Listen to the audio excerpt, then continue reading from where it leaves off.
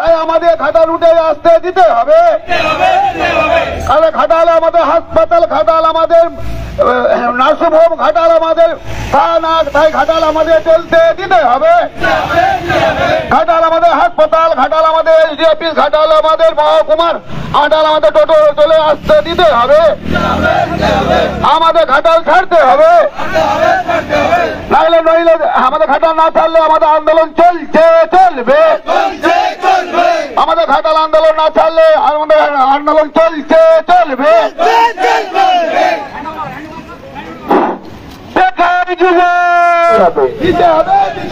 রাজ্য সরকার কাছে আবেদন, সীমিত টাকার মধ্যে লাইসেন্স করে দিতে হবে।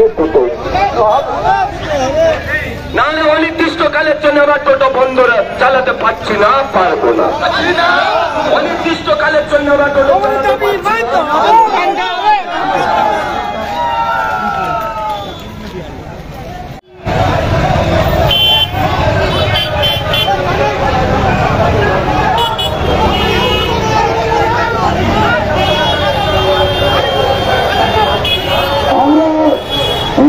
অত্যন্ত পরিশ্রম করে রাত্রি 10টা পর্যন্ত নামমাত্র সংসদে এই সংসদে আমরা ধরো ইউনিয়ন কাউন্সিল মেম্বার মন্ত্রী করতে সমাধান হয়ে যায়।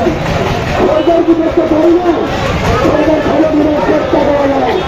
সরকার হয়েছে একটা জনগণের সরকার দিতে পারি যে কোনো খরচা নেই, এই খরচা মনে হয় 1000-2000 সরকারের পিছনে ঘর মাননীয় সরকারের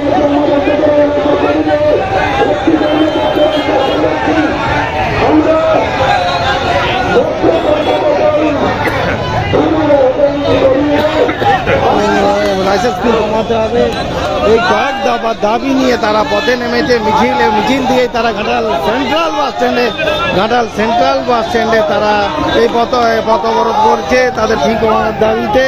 তাদের মিছিল ছিল এবং ডেপুটেশনের কথা ছিল এবং তারপরে তারা পথে নেমেছে।